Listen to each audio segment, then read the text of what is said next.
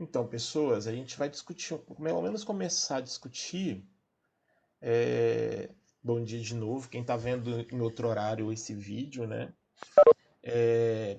A gente então vai discutir alguns fatores que influenciam a velocidade de uma reação química. Não tem muita novidade porque alguns aspectos nós já discutimos, por exemplo, a questão da temperatura. Como é que a temperatura ela pode aumentar ou diminuir a velocidade? Nós demos até exemplos disso, né?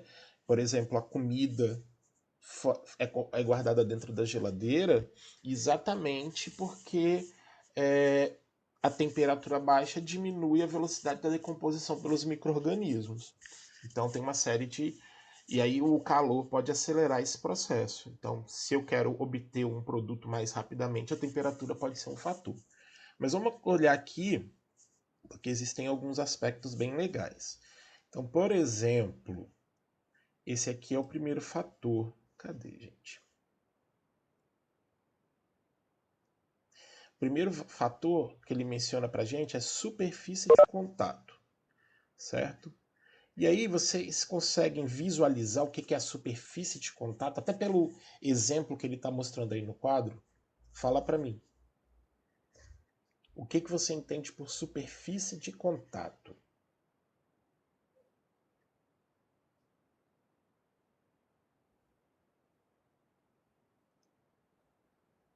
Alguém? Eu tô calmo, Fernanda.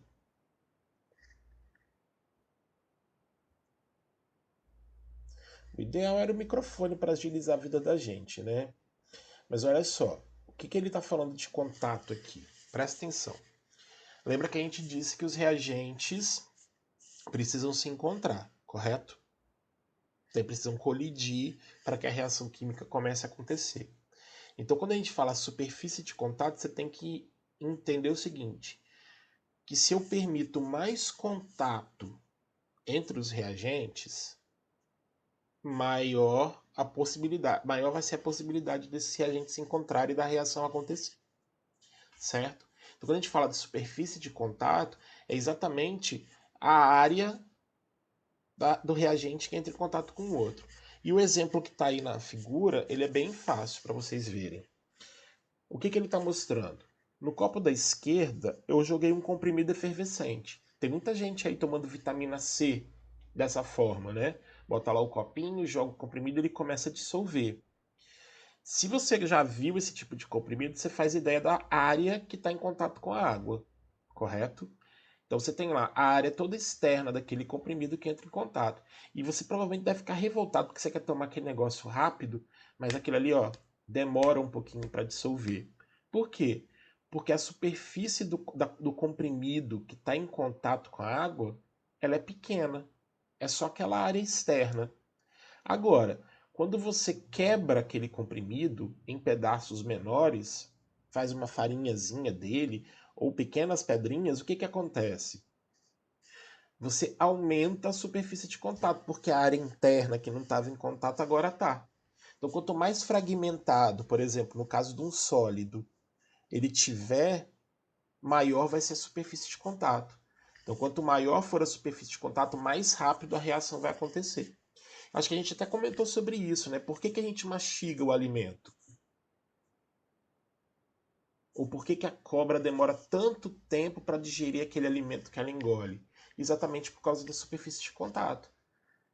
Né? A cobra vai lá, a serpente engoliu a presa dela, o roedor, ou seja lá qual animal, e aquele animal está inteiro. Então as enzimas eles vão atuar simplesmente naquela superfície externa. A interna não, porque está fechado. Então com o tempo, aquilo ali vai acontecendo, vai fragmentando.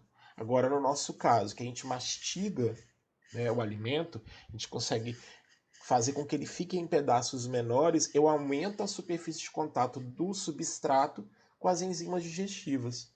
E aí a reação química acontece com mais rapidez. Mais rápido libera o nutriente, mais rápido o seu intestino absorve e distribui isso pelo sangue.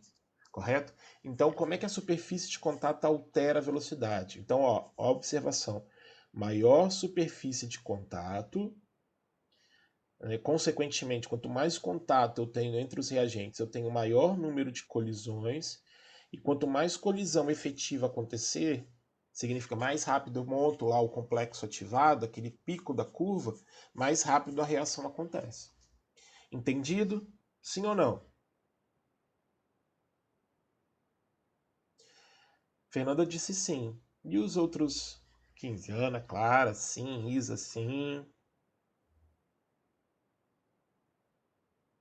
Mais ninguém, né? Aham. Bernardo, sim. Então é mais ou menos por aí. Nem tudo, nem toda superfície, nem toda reação química a gente quer que aconteça rápido. Lembra a história da lenha? Lembra a história do carvão? Então, se eu quero que o cozimento lá da carne seja lento, eu preciso usar a peça do carvão inteira. Se eu fragmentar ele, mais área do carvão vai entrar em contato com o oxigênio para a reação acontecer. Então, mais rápido eu vou queimar aquele carvão. Vai liberar calor mais rápido, mas eu vou ter menos carvão. A coisa tem que ser mais lenta. Então, não é. Vai depender do tipo de reação química, certo? E aí a gente vai adaptar a questão da superfície da forma. Então, por exemplo, se um dos reagentes ele tem que ser sólido, não existe na natureza na forma num outro estado físico, o ideal é que a gente fragmente esse reagente. Então a gente tem um processo que se chama pulverizar. É como se você macerasse ele, entendeu? E aí você faz um pozinho. Mas existe um outro aspecto também que a gente pode levantar. E a gente já falou sobre ele. Às vezes é melhor então fazer, sabe o quê? Como boa parte das reações ocorrem em água, a gente pode fazer com. Se esse sólido ele for um sólido solúvel, eu posso dissolver e preparar uma solução.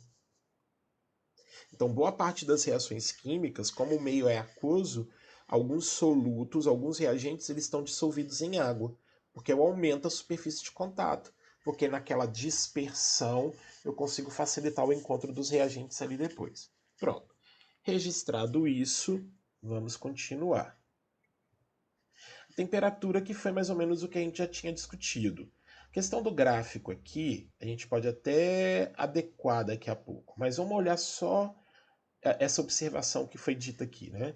Como a temperatura ela vai influenciar? Aí vocês já entenderam. Se eu aumento a temperatura ali do meio reacional, eu vou fornecer energia, fornecer calor, vou aumentar a entalpia, vou aumentar o quesito energético. Então eu aumento a cinética delas, eu aumento a agitação, elas se movimentam com mais intensidade.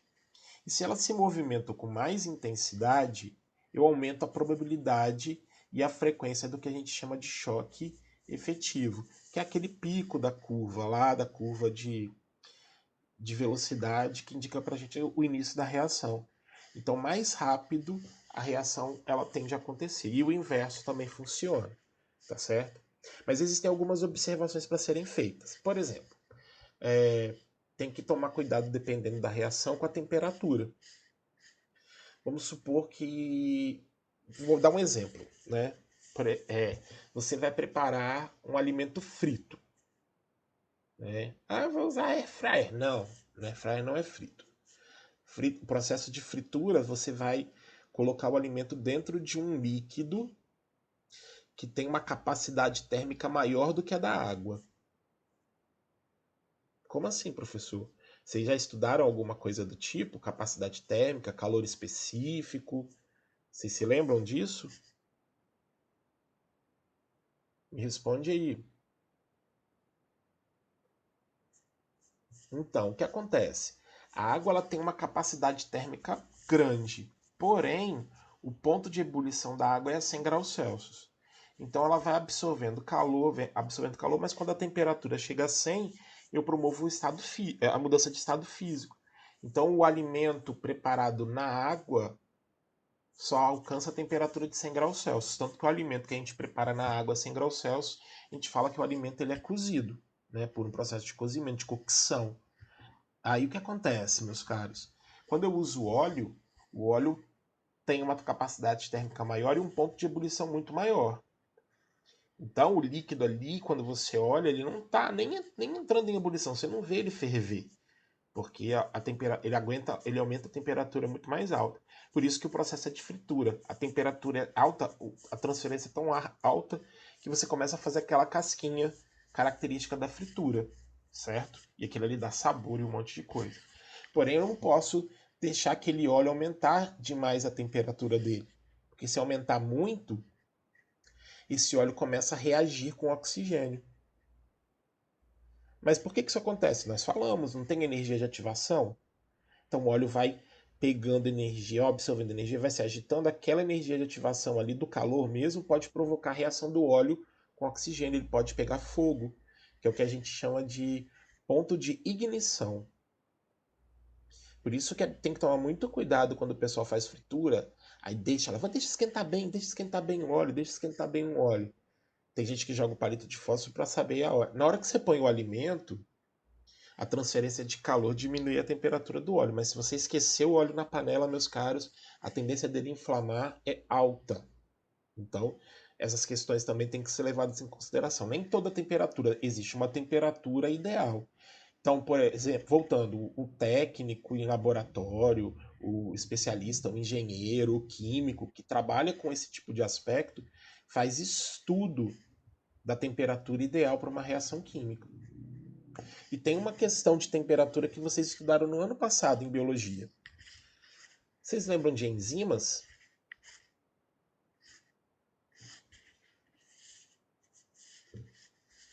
Vixe, kkkk, sim, pouco.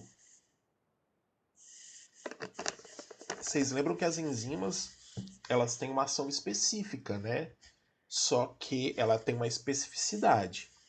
Ela atua sobre um substrato, tem sítio ativo, aquela situação toda. Porém, se você aumenta a temperatura, o que acontece com a enzima? Se você aumenta muito a temperatura, o que acontece com as enzimas? Esse povo que não tem microfone. Ela pode desnaturar, não sei o nome é esse mesmo, é desnaturação proteica, né? Porque a enzima é uma proteína. E aí essa desnaturação, ela vai perder a forma. E é essa forma, aquelas estruturas quaternárias, terciárias que ela possui, que dá especificidade. Então, se você aumenta muito a temperatura, a enzima desnatura, ela não tem mais atividade biológica, né, bioquímica, vamos dizer assim. E é um problema que acontece quando a pessoa ela tem febre muito alta. As enzimas que estão no seu corpo, elas aguentam a temperatura lá de 36, 37. Agora, se você começar a aumentar muito a temperatura, você começa a produzir, fazer a desnaturação da proteína. Então, as ações de algumas enzimas, ela perde a especificidade por causa disso. Tem outras coisas que a gente poderia falar. Por exemplo, lá no estômago tem uma enzima que digere proteína. Vocês lembram o nome? Agora eu forcei. Lá nas ciências, né? Vocês lembram o nome da enzima que desnatura proteína, que auxilia na digestão?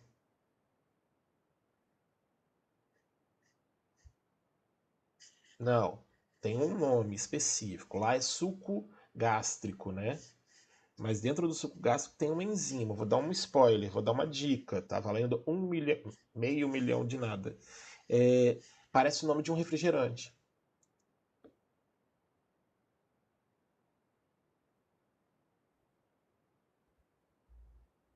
Ixi, agora que ninguém.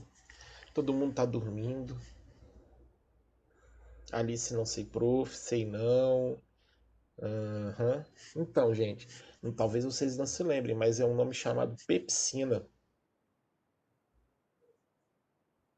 Então, a pepsina é produzida pelas paredes do estômago e atua na digestão de proteínas, no início da proteção da digestão das proteínas no estômago.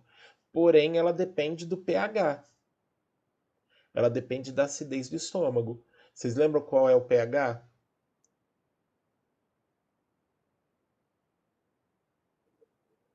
Lógico que tem pepsina, lembra Pepsi, cabeção. É. Falou o cara que não come pão molhado. E eu tava aqui igual um retardado falando comigo mesmo. A Sprite. Putz, Sprite Sina, né? Ah, tem a Coca-Cola Sina, né? Tem a Fantacina, a Pepsina. Então, lá, a Ana Clara pensou na Coca-Cina, ou Cola-Cina, né? Não sei. Então, no estômago, para a pepsina atuar, ela precisa ter um pH ácido, abaixo de 7. E isso é dado pela produção e liberação de ácido clorídrico no estômago. E aí o pH baixa, a acidez aumenta, né? E aí cria-se um meio para facilitar a digestão. E se tiver neutro, a enzima não vai atuar. Então, a acidez, o pH, ele pode ser um fator que acelera ou não, certo? Mas a gente vai estar falando dos principais aqui. Entender a questão da temperatura, seres humanos?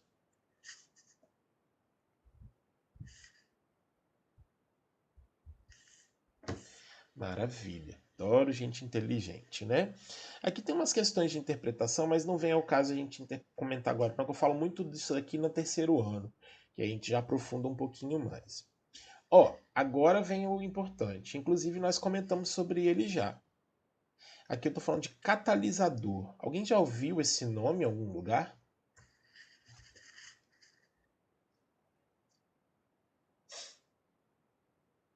Sim, ano passado, né? Quando você estudou o quê, Fernanda? Na minha matéria? Sério? Então tá bom. Ok, que bom. Então explica pra gente, vai, Fernanda. Então, mentira. Olha só, o catalisador é na biologia. Quando a gente fala das enzimas, as enzimas elas são catalisadores. O conceito de enzima é exatamente isso, assim. As enzimas são catalisadores biológicos. O que o catalisador faz? A gente falou agora de superfície de contato e automaticamente falou de estado físico e falou de temperatura. Essas três, esses três fatores, eles mexem na colisão. Na colisão, eles aceleram, eles aumentam as chances das colisões efetivas. O catalisador ele não mexe na colisão. Ele é um participante ali do processo em que ele faz o que? Ele diminui a energia de ativação. Vocês se lembram o que é energia de ativação? A energia de ativação é a energia que os reagentes absorvem, né, aumentando lá sua cinética, até alcançar a formação do complexo ativado. Então, o tempo de ganho de energia é contado aqui. Se a gente utiliza um catalisador, não é isso? Se a gente utiliza um catalisador, ele diminui a energia. Então, se ele diminui a energia de ativação, o tempo para eu alcançar o pico da curva diminui. Por isso que a reação ocorre mais rápido.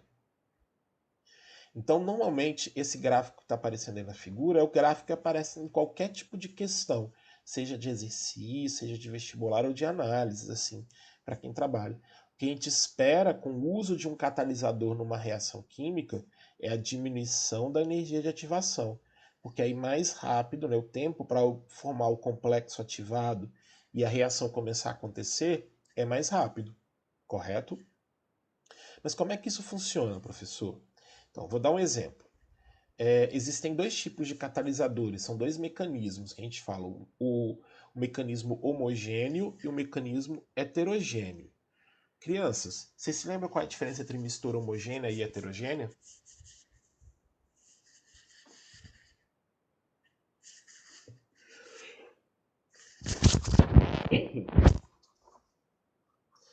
É o número de fases, né? Então, se a reação está acontecendo numa fase líquida, num meio líquido, se eu não vejo mais nenhuma fase, se eu não vejo bolha, eu não vejo um sólido, aquilo ali uma mistura homogênea, né? Um sistema homogêneo. Se eu observo mais de uma fase, dois líquidos, um líquido e um sólido, líquido e gás, a gente fala que o mecanismo é heterogêneo.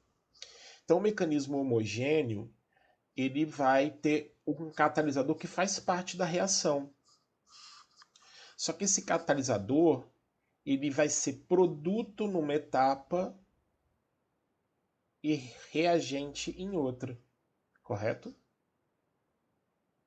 E aí é complicado. Na verdade, desculpa, isso aqui é um intermediário, o que confundi.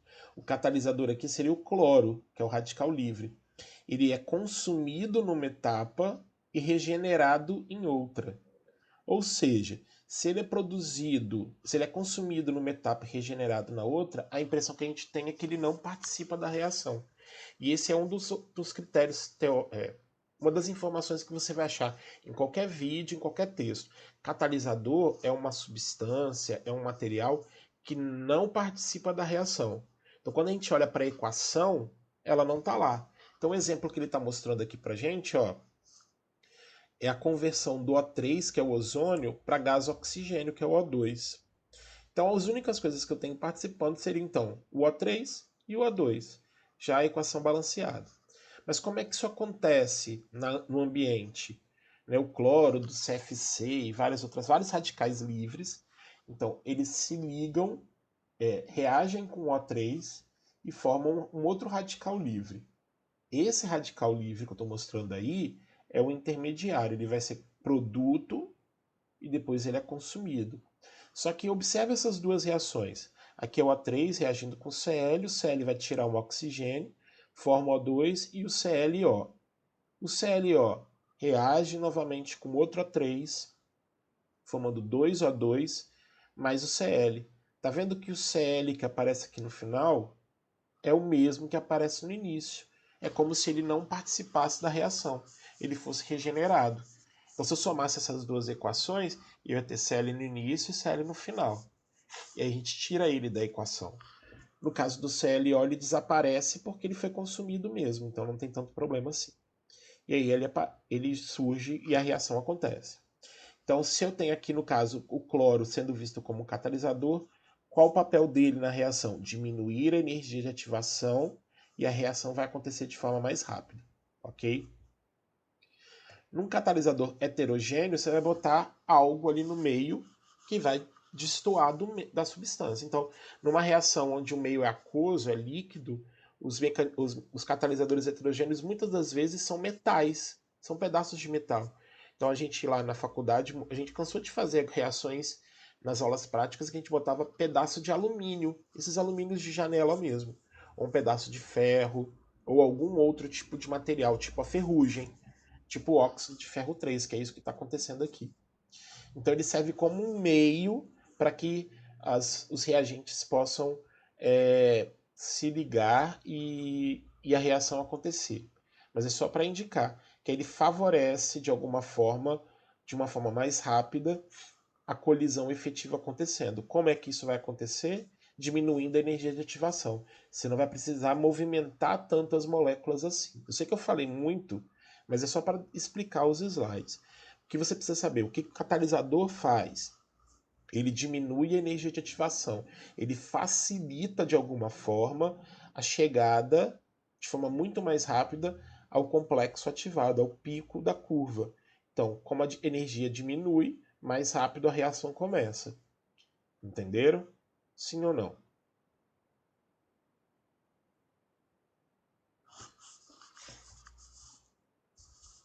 É legal comentar sobre essa questão do homogêneo e heterogêneo. É bom para registrar aqui também, que é interessante até para a informação de vocês.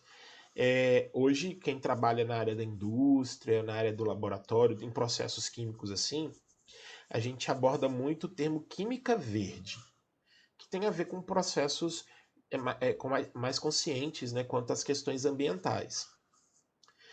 E uma das coisas que se sugere dentro da prática da química verde é utilizar catalisadores heterogêneos.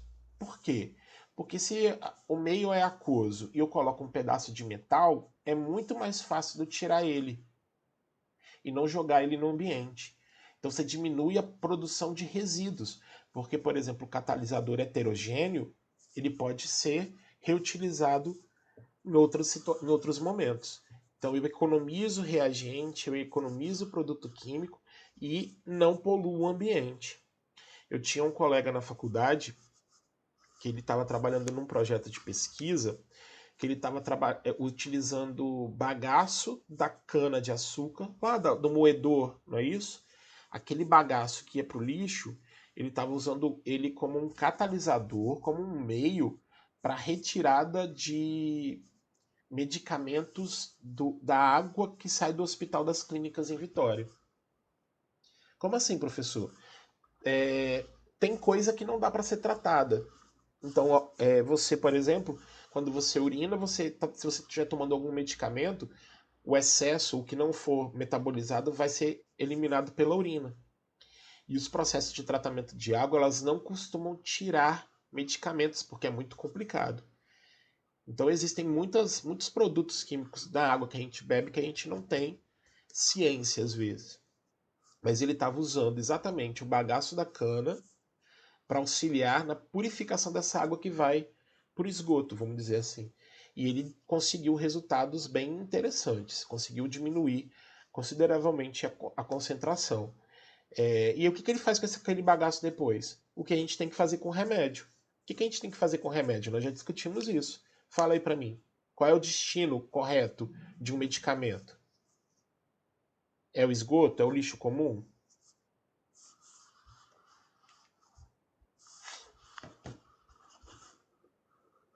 Ixi, agora dormiram de vez. Queimar é incineração, não é isso?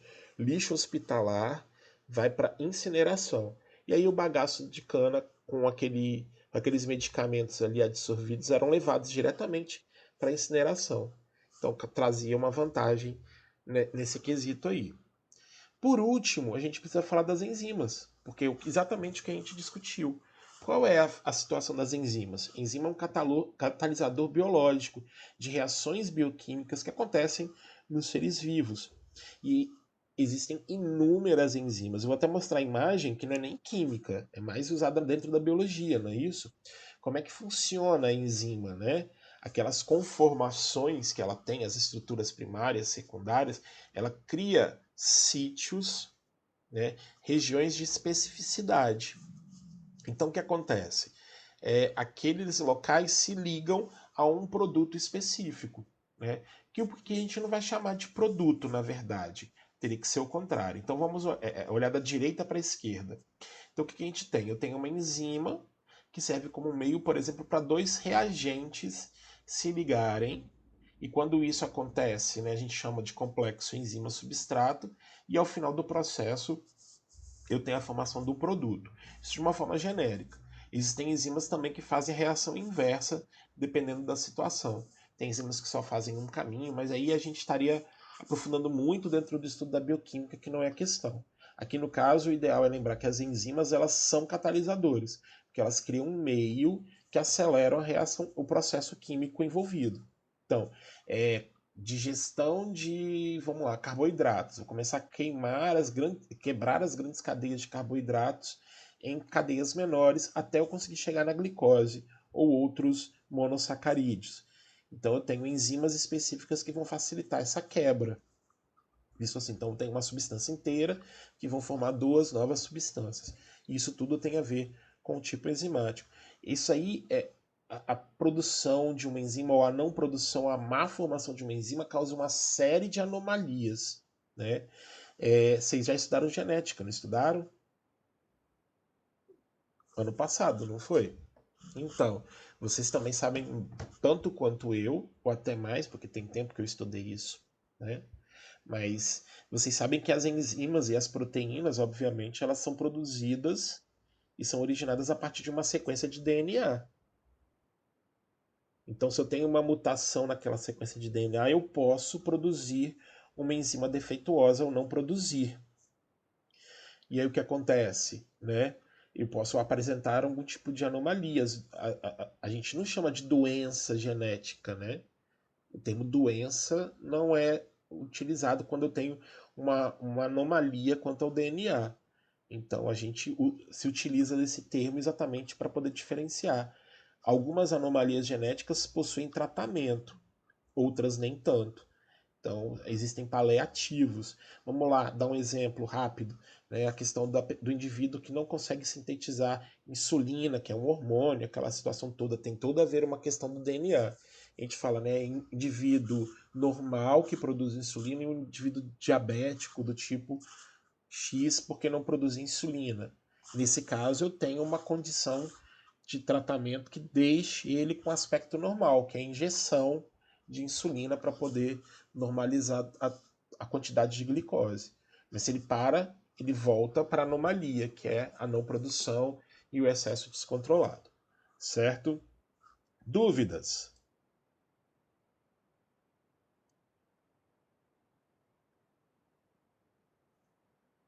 Então, eu parei a gravação já, tá certo? Depois eu passo para a escola para eles poderem postar, a gente volta aqui. Aí vou fazer novamente. Na aula da terça-feira eu trago uns exercícios para vocês, para a gente resolver aqui juntos sobre esse assunto, beleza?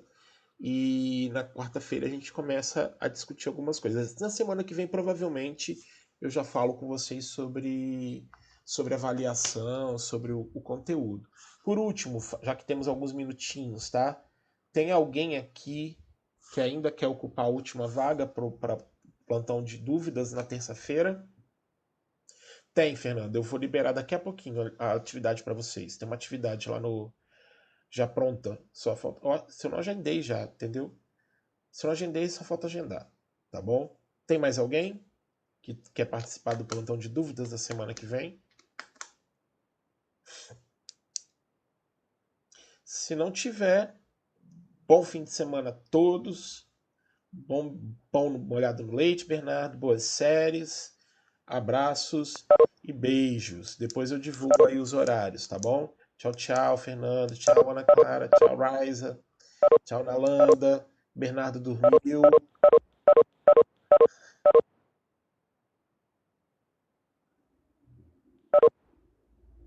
Tchau, Alice. Vamos, Cauã, Eric, Luana, Michele.